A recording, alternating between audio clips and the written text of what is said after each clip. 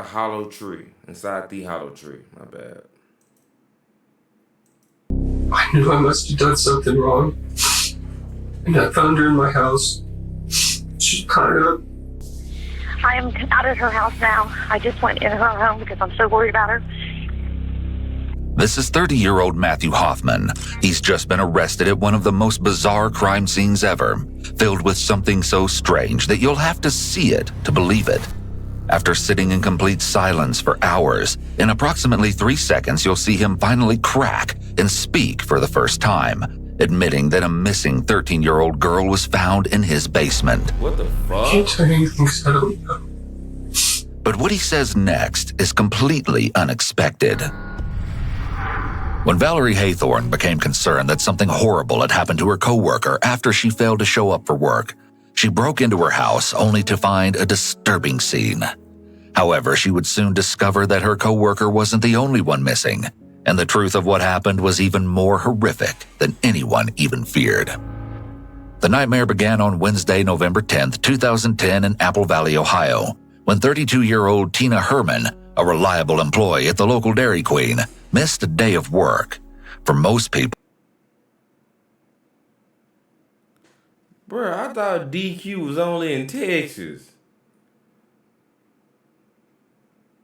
DQ, that's what Bruh, I've been bamboozled my whole fucking life. this wouldn't be a big deal. However, she also wasn't answering any texts or calls, all of which was highly unusual for her. Concerned for her well-being, Valerie Haythorne, Tina's manager, decided to drive by her house and make sure everything was okay. She saw Tina's truck was in the driveway with another unknown car and that the lights were on inside the house. But she still felt like something wasn't quite right. She called the police and told them that Tina hadn't shown up for work. Sheriff Barber's office. Hi, my name is Valerie Haythorne, and I work. Imagine you trying to find her because she ain't coming to work. Like, you ain't, I don't know, I think she cared about her well-being, but I think you really want to find out where she at because she ain't coming to work and you trying to see if she hurt or you need to fire her ass. That's crazy. That's crazy. Work out at Dairy Queen. I'm the general manager out there. One of my employees did not show up for work this afternoon at 4 o'clock. Okay. Which is totally uncharacteristic of her. She's one of my managers. Okay. I drove out by her house and went and knocked on the door, left her note. She's not answering her phone, which is totally uncharacteristic. She's not answering her texts, and she is not at home, but her truck and her coat are in her house. Her truck's there and her coat. But it's crazy, like, she ain't go there to be like, let's see what's wrong with her. She missed one day and you pulled up to her house. One day. Coat is in the house. I'm very concerned about her. What's her name? Her name is Tina Herman, Hermann. Okay. I know that she and her boyfriend are splitting up, and he can be a real jerk with her. Okay. Do you have a phone number for her? Oh God, I do, but it's in my phone. I'd have to call you back. Okay, that's fine. What was your name again? My name is Valerie Haythorne. Okay. Okay, I will have a deputy swing out there and check on her. Okay, I appreciate it. Thank you. Anytime. All right. Bye. Responding rather quickly, 2 different officers at different times showed up to check the residence, but when they knocked, no one came to the door. They left the matter unresolved. The next day, an officer called East Knox Schools to... That mean you already went inside the house and knew she wasn't in the house. So what the fuck?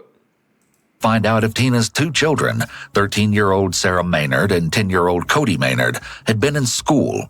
They were told that both children were in school on Wednesday but hadn't shown up on Thursday.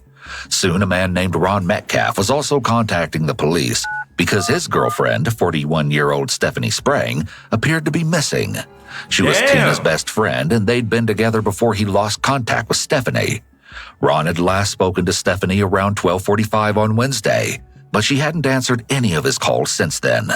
Around 4 p.m. on this same Thursday, Tina's determined boss, Valerie, decided to take matters into her own hands. When she got to Tina's house, she noticed that Tina's truck was now gone from the driveway.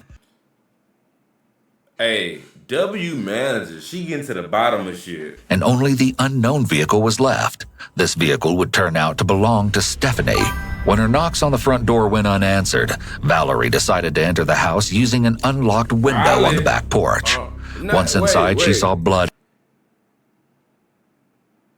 So you think the homegirl has something to do with it? They said she was missing too. In the bathroom and on the carpet, as well as splattered throughout the home. She immediately left the house and called the police. This is Deputy Sylvia. Can I help you? Yes, this is Valerie Haythorne. I called in last night about Tina Herman being missing. I am out at her house now. I just went in her home because I'm so worried about her. There is blood everywhere. Okay. Where are you at? I'm sorry. I just got back today, so. Okay. Damn. So you just need to kind of fill me in a little bit, okay? Tina Herman works for me. She did not show up for work yesterday, and we have not been able to locate her or her children for the last 24 hours now.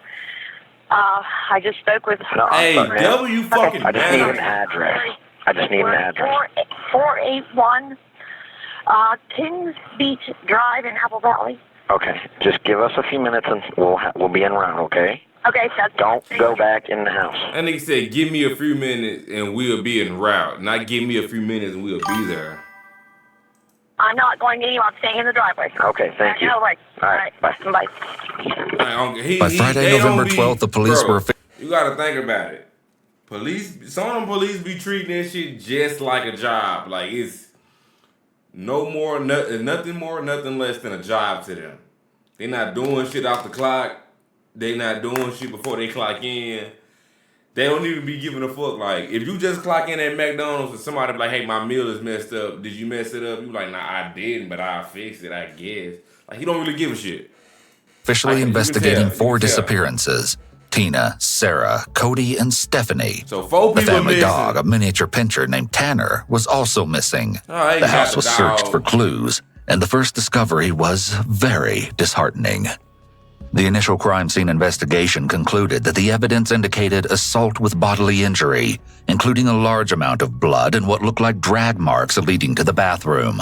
There was also blood on the top of the basement stairs and in the basement. Something terrible had happened in Tina's home, but the exact extent of the horror still wasn't clear.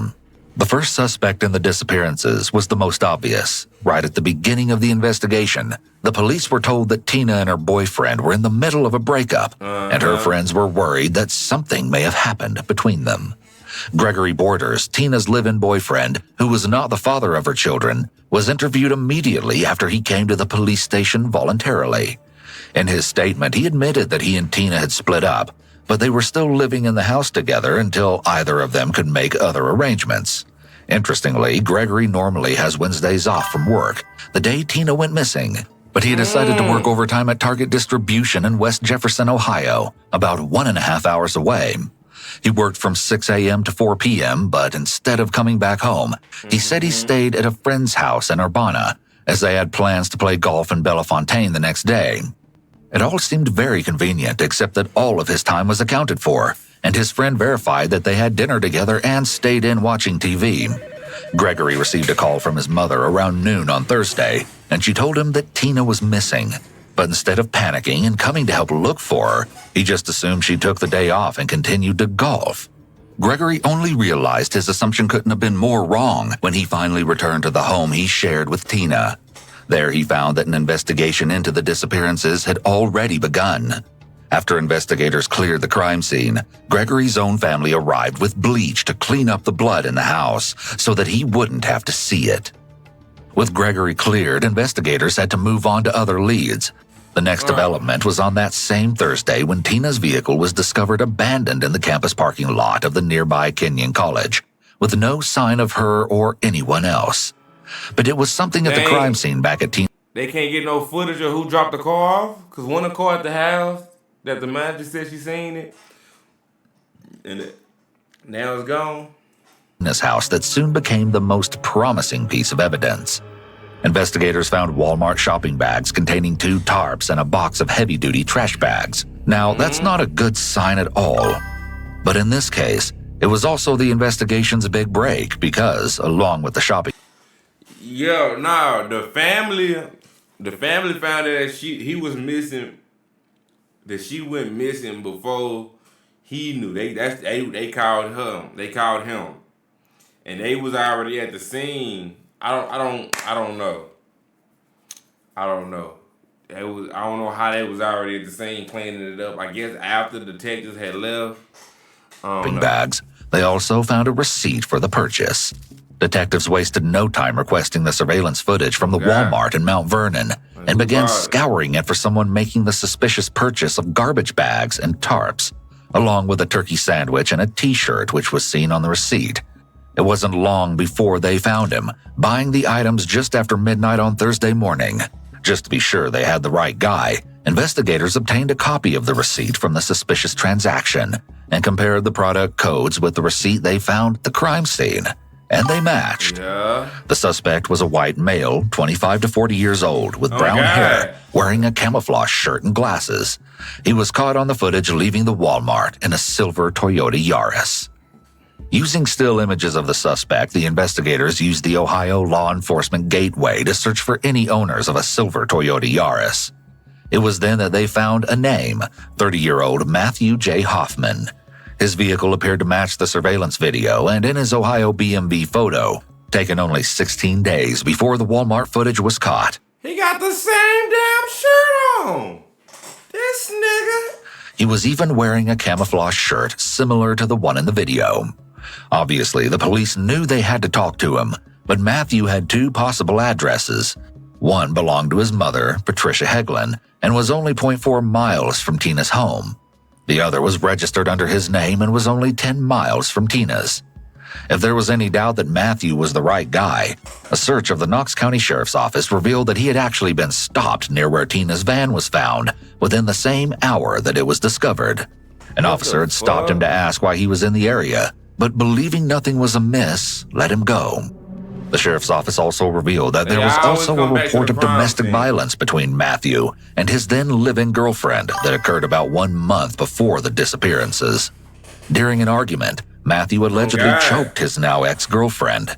It was also discovered that following the breakup, Matthew had just recently been fired from his job as a tree trimmer for apparently making his supervisor uncomfortable. His ex-girlfriend was contacted, and she told the police that Matthew no longer lived at his mother's house and hadn't for several months. Finally, the police knew where to look for Tina, Sarah, Cody, and Stephanie. Once search warrants were obtained just 3 days after the disappearances, a SWAT team descended on Matthew's home. Because they weren't sure if Matthew had kidnapped the 4 people, they conducted a no-knock search and used a ram to force entry through the front door. They then threw in a flash grenade before they entered the home. What they found was more bizarre than they could have ever expected. Matthew was asleep on the sofa. He resisted a little by not showing his hands when asked, but he was quickly arrested and removed from the home. As soon as he was taken care of, officers noticed something particularly strange about the house. There were leaves everywhere. Oh yeah, hey, when you see them have that big ass thing and they just, that's a no-knock search. They not knocking on your fuck, they knocking that bitch down. Was almost completely covered. You didn't seen it before. You just ain't never heard of it. You just ain't never, heard the terminology for it. But yeah, in a huge pile of leaves. At first, the police were worried that the leaf pile might be hiding something sinister, like a body. But after searching through, they were relieved to find that this wasn't the case. Still, things only got weirder from there. There were also bags of leaves lining every wall of the bathroom. After breaking down the door of a locked bedroom, police discovered what looked like a marijuana growing operation that was not active. In a freezer, they found 2 dead squirrels lying right next to a few red popsicles.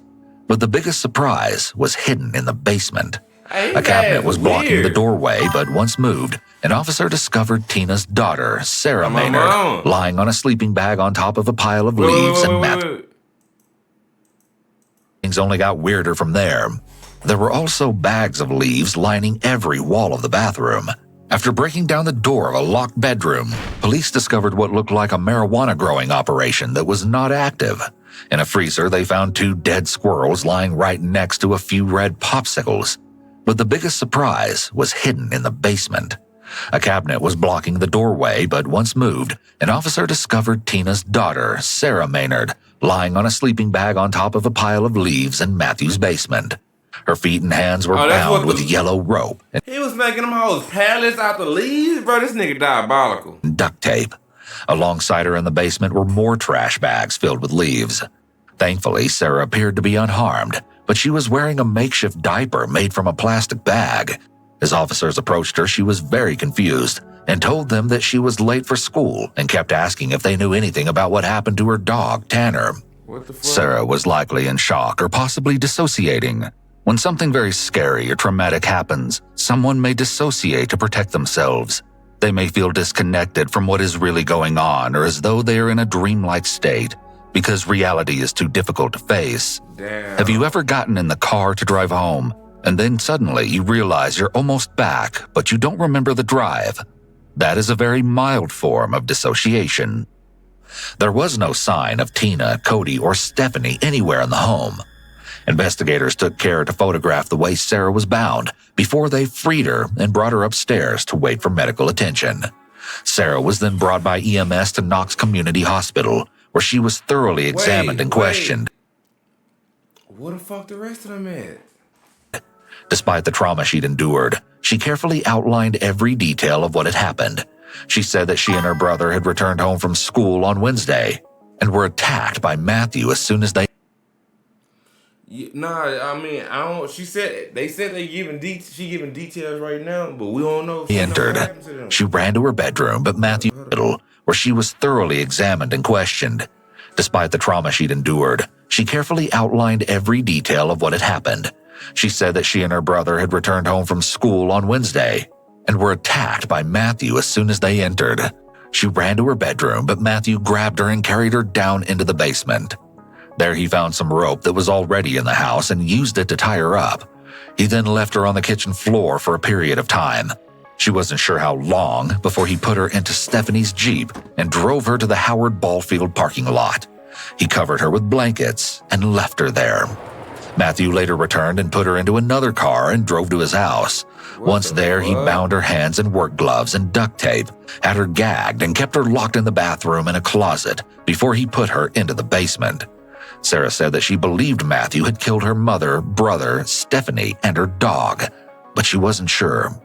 She revealed that during the time Matthew had kidnapped her, about 4 days, he cut her finger with a knife, repeatedly assaulted her, and said that he was going to release her before Christmas, but he never told her what happened to her mother, brother, or Stephanie.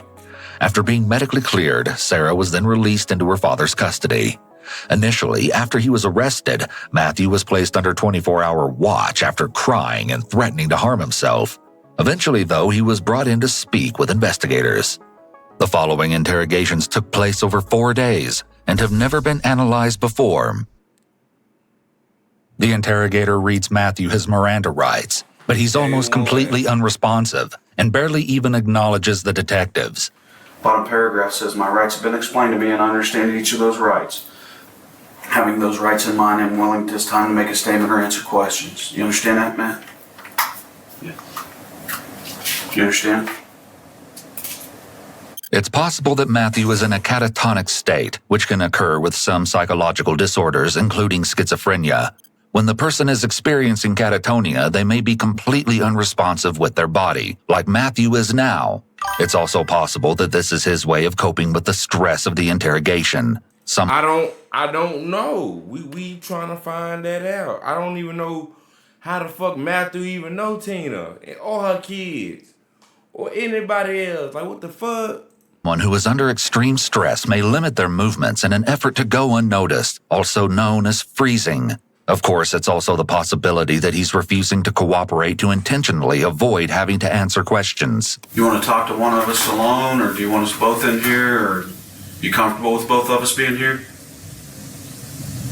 Matt? Soon they start to get creative in the hopes that Matthew will begin talking. Hey, Matt, can I ask you a question? You look familiar. You look familiar to me. You work out at the gym? Though Matthew remains silent, he finally reacts, but what he does is one of the most bizarre things we have ever seen in an interrogation. You know, other people, there's family members out there of other people, and all they want is closure. That's all they want. They've been up for days like you and I have, you know?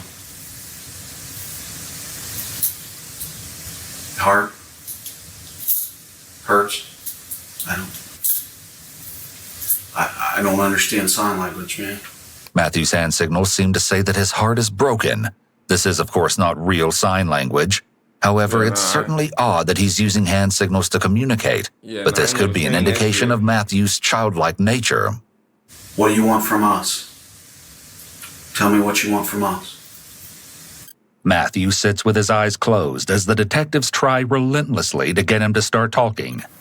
We want a couple of minutes here just to kind of think about all this, because I know it's overwhelming for you right now. I'm beginning to think Matt don't care. He cares. The detectives are speaking as if Matthew isn't in the room. They're likely trying to see if something they say strikes a chord and makes him want to chime in to correct their assumptions about him. When this attempt doesn't work, the interrogator tries another, more confrontational approach. Somebody will cry today. If I make a phone call after this interview, somebody will cry. But I guarantee you, some of that cry will be joy. Because they know where Cody is. They know where Tina is. They know where Stephanie is. I know they'll cry for somewhat joy, Matt, because I've already heard it with Sarah. Matthew tightens one hand into a fist and then covers it with the other hand, a sign that he's feeling very anxious. What I'm probably going to do, Matt, is leave this room, and when I get away from these guys, probably cry like a baby. Because it's working on me, man. Big time. Finally, after sitting in silence and almost completely unresponsive for over 4 hours, Matthew cracks. I can't tell you anything because I don't know. You don't know?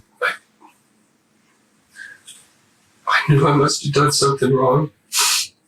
And I found her in my house. She caught up. So I took care of her. Psychopath. What the fuck you mean you found her in your house tied up? In your house? Who else lived there? At your house? Who else could have tied her up? Tied her up at your house?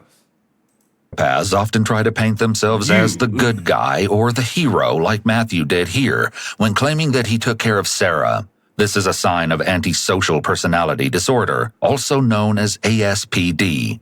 However, when someone with psychopathy does something horrible, they will sometimes pick out one positive thing they did in the midst of all the horrible things in order to claim that they are good. What Matthew claims he had done to, in his words, take care of Sarah, was feed her, let her watch the movie Iron Man, and allow her to borrow his copy of the book Treasure Island. I don't really know anything else.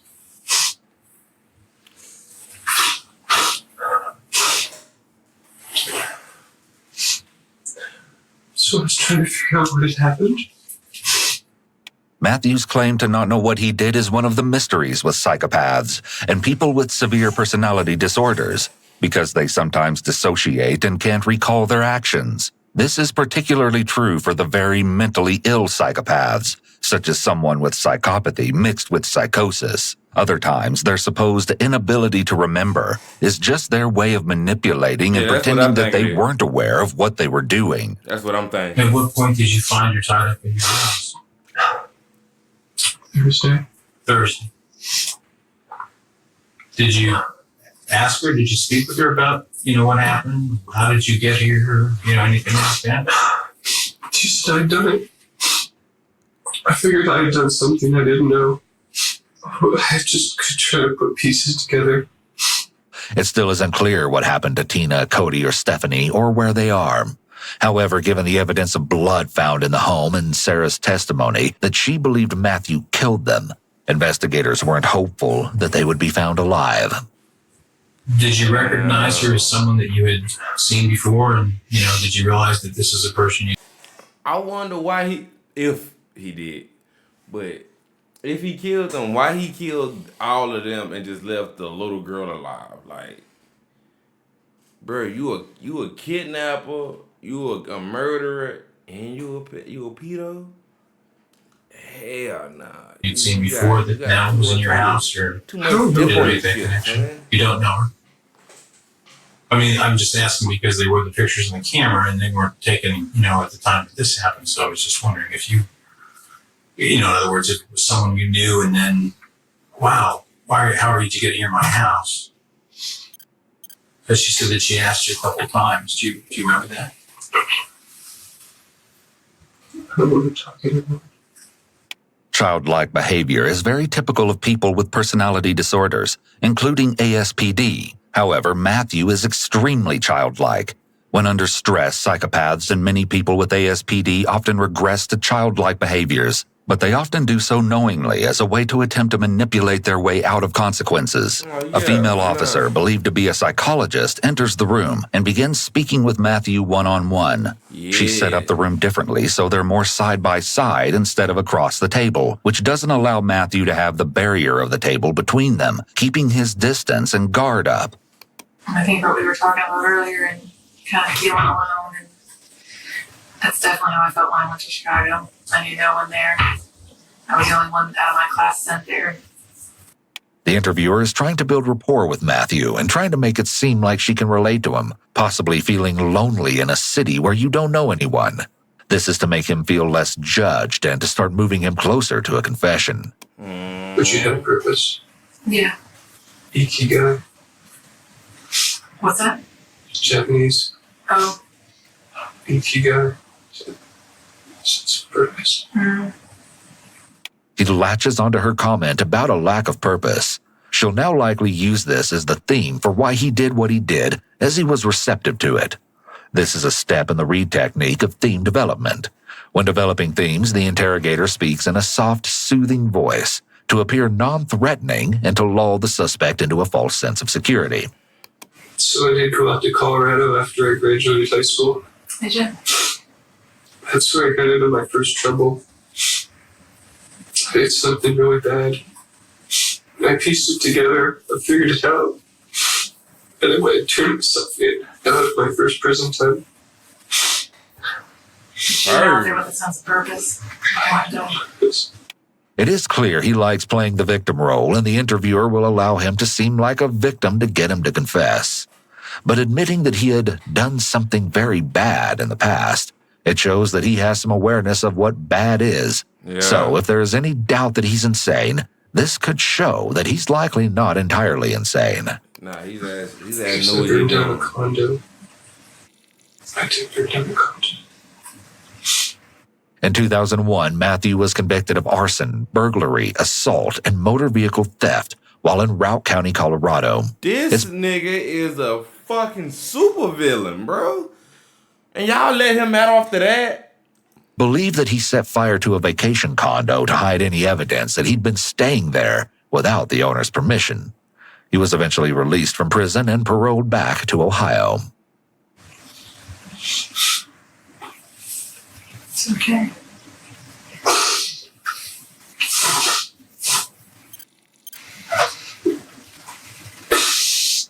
You didn't want to hurt anybody. You just wanted a release.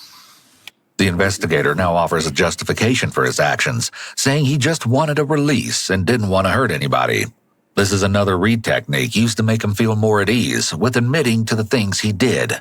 She's proposed a more morally acceptable reason for his actions that he can latch onto. I don't want to hurt anyone. It's not me. Again, her tactic works, and he repeats what she said. You know what antipsychotic medication is? Yeah, she getting his ass. I mean, it doesn't. I read about it.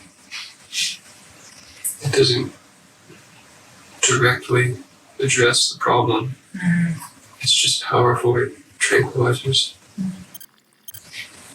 I'll take it if I have to. I don't want to be a teacher. It's interesting that Matthew agrees he will take an antipsychotic medication if he has to. It appears that he may be trying to claim that he is psychotic or was acting due to psychosis when he committed the crime. I think Like, no. Why do you think that? Because I must have done something bad. I wouldn't be here if I didn't.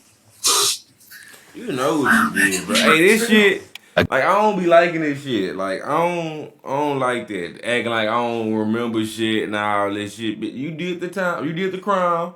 Do the time, Mr. Man. Again, he's playing innocent and claiming to be unaware of his actions.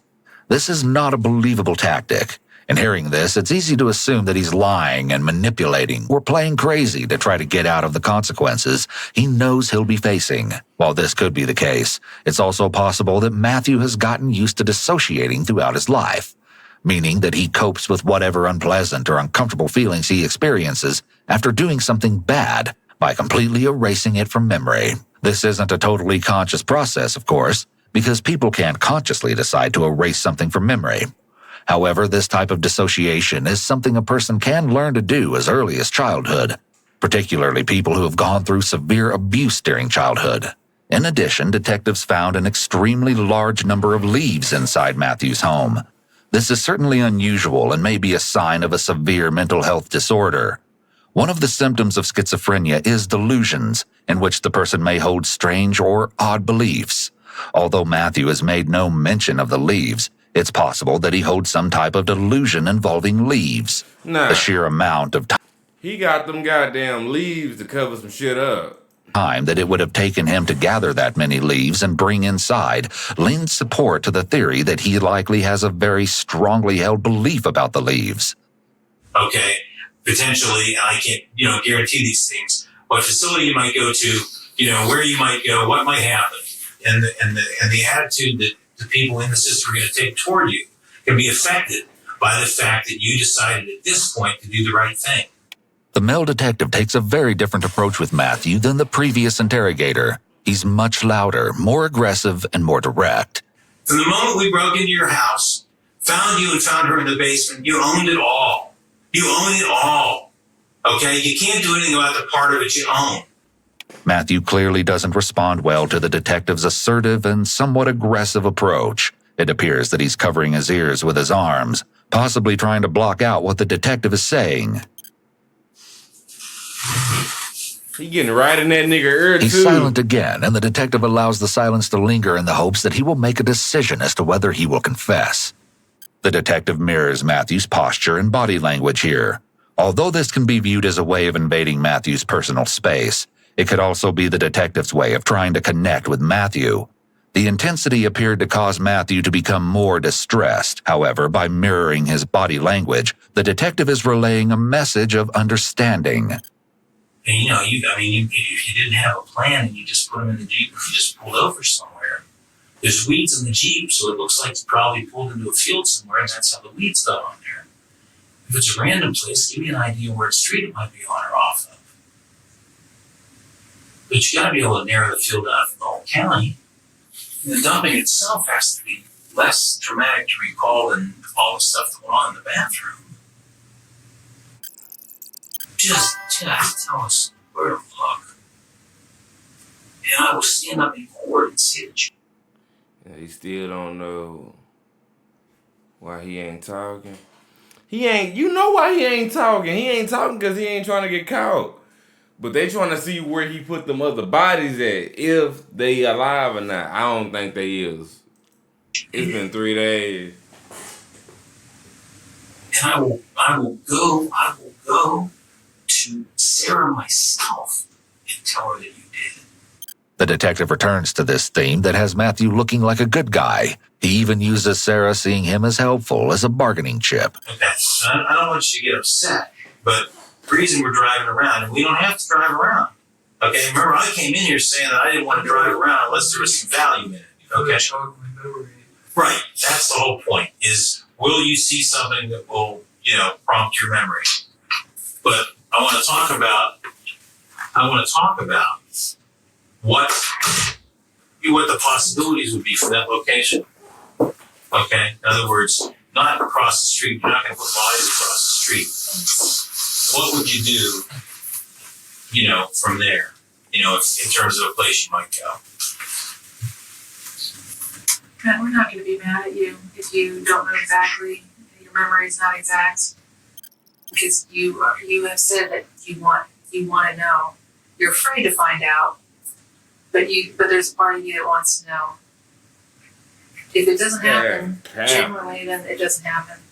I'm not gonna be upset. Matthew seems to like the attention and pampering he's receiving from the detective and the psychologist, who are treating him with care and catering to him as they try to locate the bodies. The detective almost sounds father-like as he's talking to Matthew about doing the right thing, almost like a mentor, and the psychologist takes on a nurturing maternal role in her soft-spoken and calm way. Matthew's severe emotional immaturity appears to have elicited this sort of care from them. Drive you, let you see and kind of see what happens. We don't ask you, or Chris may ask you an occasional question.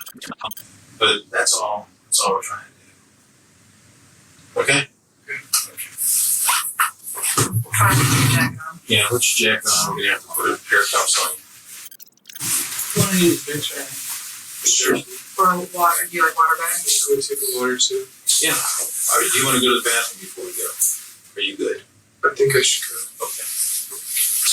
Oh God, they babying the shit out of his ass. Okay. This way. Whether or not the police truly believe Matthew's claims that he can't remember what happened to the 3 missing people, they took him on a ride in an effort to refresh his memory. He didn't reveal anything. It's possible that Matthew simply wanted to escape from the interrogation room, and this car ride was a break for him from the intense questioning. The next day, Matthew is once again brought back into the interrogation room. This is now day 4. The detective removes Matthew's handcuffs. This is a gesture of goodwill in the hopes that he will appreciate it and be more cooperative with them. Does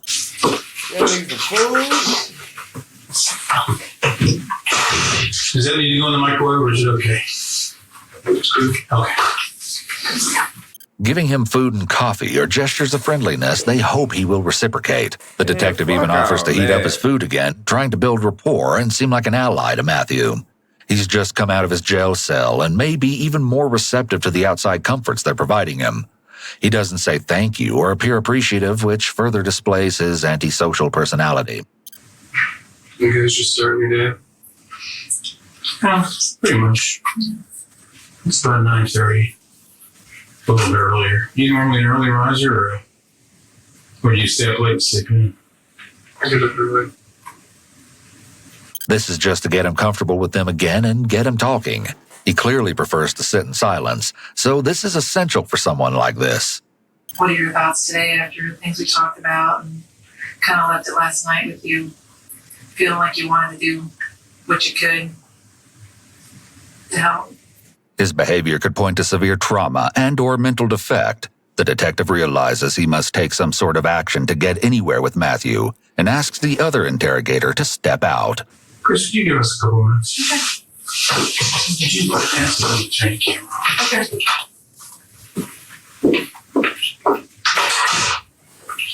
I just want to do that offer for you, but I want to give you what you asked for. Changing the dynamic in the room can sometimes prove useful. The detective slides his chair closer to Matthew, invading his personal space to try to snap him out of the daze he's in. This is not unusual for us. I mean, a lot of times somebody wants to talk to one another. She won't take it personally. Matthew shifts in his chair, positioning himself slightly away from the detective. This may be a sign that he's trying to decrease his feelings of discomfort about the detective sitting so close to him. It's more than one time that I've advocated for the person that I'm working with as a result of how things have gone. So when I tell you that, this is what I'll do or what I can't do. When the detective states that he has in previous cases advocated for the suspect, Matthew quickly looks up and makes eye contact with the detective for the first time since he's been in there. This statement has piqued his interest and attention, and the detective should take note of this and continue to use this theme of him being able to help him. What is that thing? Can you answer? This thing here? On the floor. Well, yeah, it's connected. Well, that's all. That's just a surge, a converter that converts electrical current into a current that computer hooks up. And that computer is a CVSA, which is a type of computer that analyzes voice stress. It's kind of one of the newer types of lie detectors that they use. So Hey, the police be lying their ass off and they good at it. isn't the microphone? No. Despite Matthew appearing to be in a daze the majority of the time, this question about a microphone shows that he's aware of his surroundings and he likely has some sort of plan, which is why he's wondering if he's being recorded. He's likely not as lost and distraught as he's presented to be. Oh God, his ass been lying. What's the thing in your ankle? Oh my God.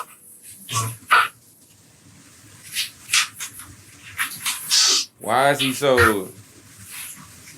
Just leave it there. Matthew continues to delay because he keeps discussing things that aren't relevant and then asks to use the bathroom. This coffee's kind of getting weak. Can we go to the bathroom? Yeah. All right. No. You're not going to try and overpower me and take my gun or anything, right? No, you might. If you want to, you can give it to someone. Okay. The detective is careful to not turn his back on Matthew, just in case he snaps and tries to attack him, especially after the comments about the gun. Oh God. You can even put the dust on if you want. Okay.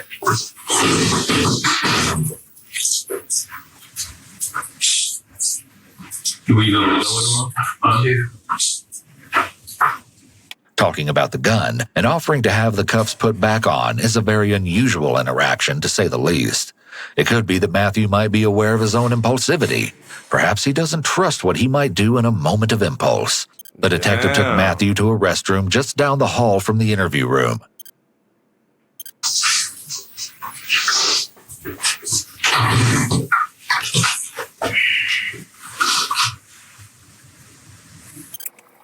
I'm sorry. I feel like I failed you. I'm sorry if I let you down. Bro, The he's not your detective is fucking saying this as a daddy? tactic to essentially place the You not blame his on himself daddy? for Matthew not being cooperative to see if that has any positive outcomes. I feel myself. If I could let you down, I've let Sarah down, I've let everybody down. What? Sarah got recovered.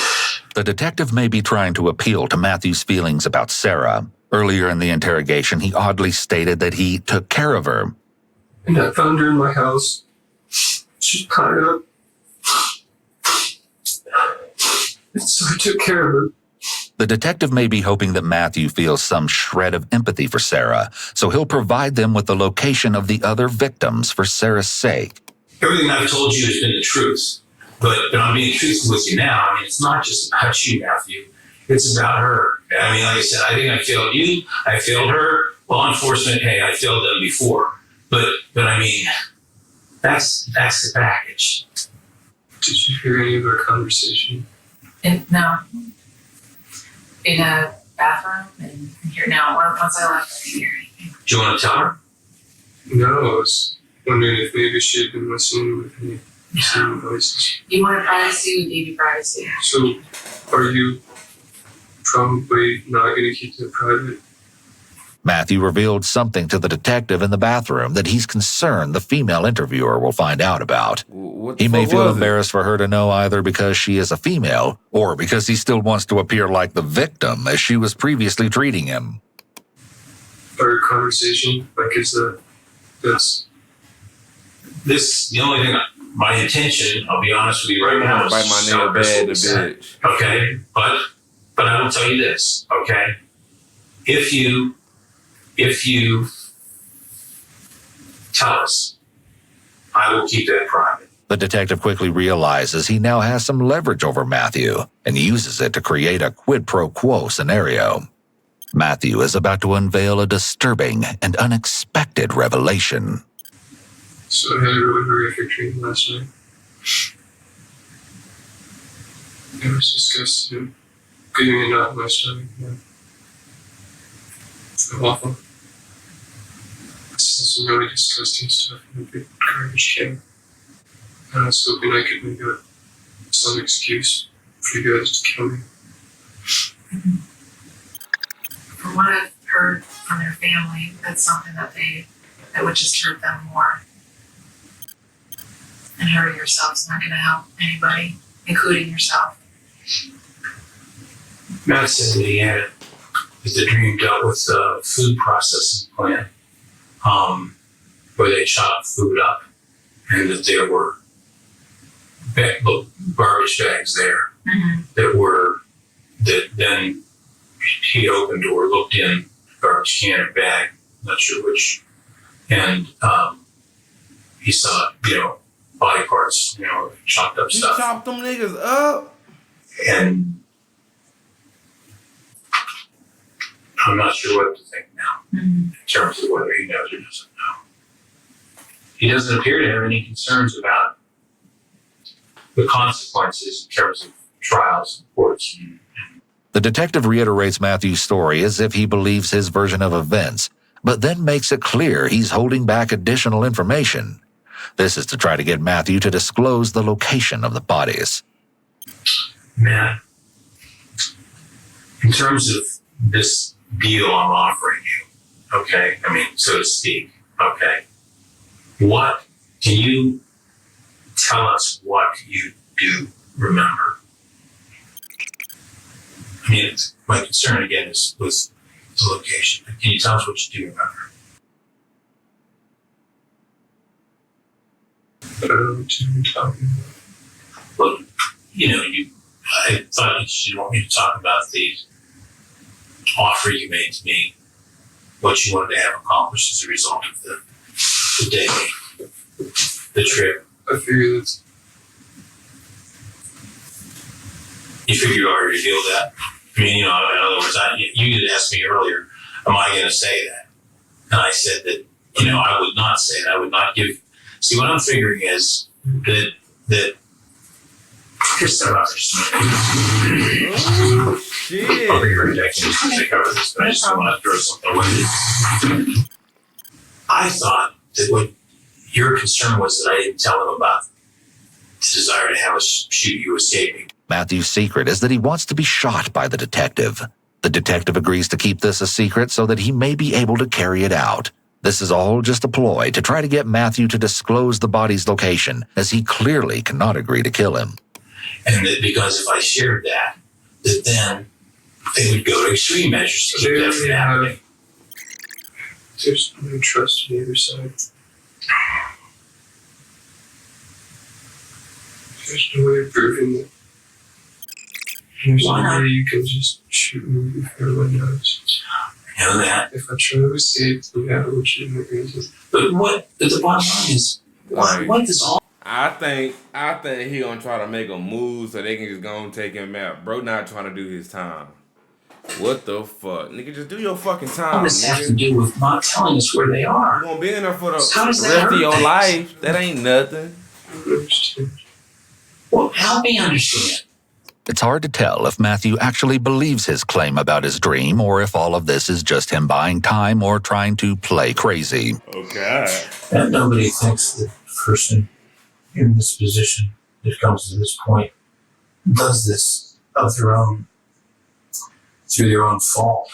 I'm not going to try and figure it all out, but I know, your dad and mom split up when you were 3. You went through a life without a dad. That's a major impact. It affects a lot of people in a lot of really negative ways. I know your dad was a 40-year firefighter and you set some fires. Okay. His obsession with leaves and the fact that he accumulates a large collection of leaves in his home could be his way of coping with the abandonment issues related to his father, who reportedly was a firefighter. It's possible that setting fire to leaves, and thus his obsession with leaves, could be related to his hatred for his father or his desire for his father to notice him. People who feel lonely, hopeless, or empty inside often derive comfort from material objects because they might not be able to get the love and attention they want from people in their lives. As a result, they turn to obsession and fixations with things in order to feel less alone. In Matthew's case, accumulating large quantities of leaves may have brought him a feeling of fullness and comfort. However, it's also possible that Matthew may have some sort of mental illness and has some strange beliefs about leaves. One of the symptoms of schizophrenia is delusions. Yet Matthew doesn't seem to have schizophrenia, as he doesn't appear to be in a psychotic episode during these interrogations. Okay. When he does speak, he sounds clear, coherent, and he's aware of what's happening around him. He doesn't appear to be responding to any internal stimuli, as you might expect with someone who is schizophrenic. To our knowledge, Matthew was never diagnosed with schizophrenia. With all honesty, Matt, I say this very genuinely, you are sitting in self-pity, and that doesn't even help you. The female detective calls Matthew out for his self-pity and victim mentality. This is a sign that they are done using this theme to get him to speak, since allowing him to play the role of the victim has not produced any answers. She then directs him to think about the future and how he'll be viewed in the hopes this will get him talking. Talk to you guys too, telling me that stuff. I don't have any mind left. Well, I disagree on that. I think you do, and you can. Matthew is intelligent and knows that if he tells them where the bodies are, there's no guarantee of any real benefit to him. The most likely way to get him to give up this information would be in exchange for a plea deal, such as removing the death penalty. However, given Matthew's expression of wanting to be shot, that may not be motivating to him. God. The prosecutors are pushing to have you come and have a hearing, and this is it. This is your last chance to talk to us. Literally. And This is a lawyer present. that's what they're pushing for. You're saying, you're saying you're still willing to talk to us without an attorney, but that's what's being done now as far as pushing for that. So this is your last chance right now to talk to us. They'll come and make the decisions for you. Yeah. I mean, literally. They'll switch take it that all away. around. They make it sound like it's your freedom to go in and give you. The detective knows that it's very important for Matthew to feel like he is the one in control and he is calling the shots. He makes it sound like if he gets a lawyer, the lawyer will be controlling him. He knows Matthew won't like feeling powerless. And the lack of the media pressure can also take some of the other people that are being affected by it. Sorry about that. Okay. We're done. We apparently are told we are done. Keep everything we said in mind for you. Think about it and think about what you can do for yourself after you talk to an attorney. Just gonna hear my past. Man, no, they're gonna take you back down to jail because for security reasons the attorneys can't meet with you here, okay? Remember, public defenders have their own interests sometimes in this, so, use your head. Okay, you're a smart guy. Take care of yourself. I don't know if I have a chance we'll talk again. I hope we do. I hope we do talk again. They're here. The detective ends things on a friendly note, calling him Buddy, and touches him on the shoulder as a last-ditch effort to leave a positive impression. This is in the hopes that he may at some point change his mind and confess to the location of the bodies. The big question here is Matthew's strange behavior in the interrogation all an act either for pity, attention, or a ploy to get an insanity defense? Or is what we are seeing actually the real Matthew? Matthew later revealed that he made up the entire story about his dream about the food processing plant, where he opened a trash bag and saw cut-up body parts. He admitted that it was all a lie to try and get himself killed by the police, because he didn't want to be injected with Thorazine, an antipsychotic medication, for the rest of his life. He said he still didn't remember where the bodies were. In a written confession, Matthew admitted even more, telling the investigators that he'd been staking out Tina's home the night before the attack, sleeping in the woods across the street. I thought you didn't remember shit. He watched as everyone left and then snuck into the home through the garage. His plan had been to burglarize the home and sneak away without anyone seeing him. He chose Tina's house because there weren't any close neighbors, and the door was often left ajar. However, Tina and Stephanie returned and caught Matthew in the act. He claimed he ambushed them in a panic. He wrote, "I was in a total state of shock. I wandered around the house, slowly coming to realization of what I'd done and how bad it was. During this time, I killed Tina's dog because it would not stop barking. It only got worse because then Sarah and Cody returned home. Matthew attacked and killed Cody before tying up Sarah." He wrote, "I did not enter the house to kill those people. I did not know a single one of them." Shortly after killing Tina, Stephanie, and Cody, Matthew drove to Gambier to collect gas cans from his own vehicle with the intention of burning down Tina's house. Damn. It was then that he was stopped by an officer who eventually let him go. He gave up his plan to burn down the house and instead returned to his own, where he built a campfire, burned his shoes, and drank a bottle of wine. On November 18th, Matthew finally cracked and agreed to show investigators the location of Tina, Cody, and Stephanie's bodies. Damn. It's unclear if Matthew's memory of what he did came back, or more likely, if he'd been lying about not remembering all along. He was lying the whole fucking time. He described the spot to officers where he dumped the bodies, hidden in the Kokosing wildlife area. As the detectives traveled through fields to a wooded area, other officers secured the perimeter. They eventually found a hollow beech tree that matched Matthew's description, which had a hole about 6 feet up from the ground. There was also a second larger hole near the branches. When an officer looked inside the hole, they spotted what looked like trash bags hidden inside the tree. Another hole was cut in the tree and the trash bags were examined, revealing remains belonging to Tina Herman, Cody Maynard, Stephanie Sprang, and Tanner the dog. Matthew later revealed he got the bodies inside the tree using the top hole and a rig and pulley system to drop them inside. There's some speculation that when Matthew worked as a tree trimmer, he had hollowed out the tree himself.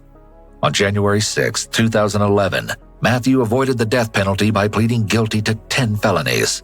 After everything that was found, it was clear that Matthew had a bizarre obsession with leaves. Forensic psychologists testified that his leaf obsession was delusional, and they believed that he may have hidden the bodies inside of a tree because it was familiar and comforting to him. Matthew Hoffman was then sentenced to life in prison without the possibility of parole. That same month, his leaf-filled home went into foreclosure, and eventually the tree where the bodies had been hidden was cut